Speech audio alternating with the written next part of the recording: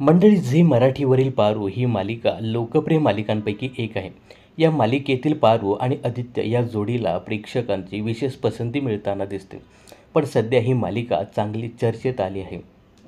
पण या लोकप्रिय मालिकेवर प्रेक्षक चांगलेच भडकल्याचं पाहायला मिळतंय.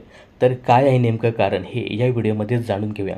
तत्पूर्वी मनोरंजन क्षेत्रातील अशाच फिल्मी अपडेट जाणून घेण्यासाठी चॅनलला नक्की सबस्क्राईब करा. तर मंडळी, नुकतीच या मालिकेत पारू आणि आदित्य यांनी एका लग्नाची जाहिरात शूट केली होती. परंतु यानंतर पारू या लग्नाला खरं लग्न समजू लागली आहे.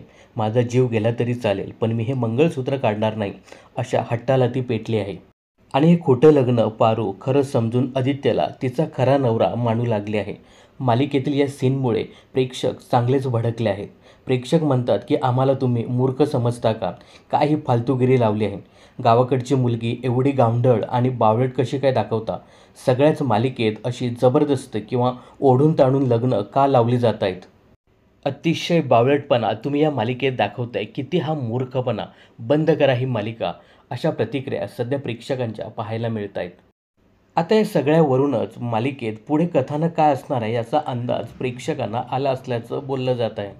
दरम्यान सर्व चॅनलवरती लगीनघाई पाहायला मिळते. झी मराठीवर सुद्धा ज्या 4 नवीन मालिका सुरू झाल्यात त्यापैकी 3 मालिकांमध्ये लगीनघाई पाहायला मिळते. तर याचाच एक भाग म्हणून पारू मालिकेत गरज नसताना सुद्धा जबरदस्ती लगीनघाई दाखवली जाते. यावर सुद्धा प्रेक्षक नाराजी व्यक्त करताना दिसत आहेत. तर या मालिकेतील लगीनघाई सोहळ्यातील पारूच्या वागण्याबद्दल तुम्हाला काय सांगायचं आणि एकंदरीत ही मालिका तुम्हाला कशी वाटते हे कमेंट्स करून नक्की सांगा. मनोरंजन क्षेत्रातील अशाच फिल्मी अपडेट जाणून घेण्यासाठी चॅनलला सबस्क्राईब आणि फॉलो करायला विसरू नका.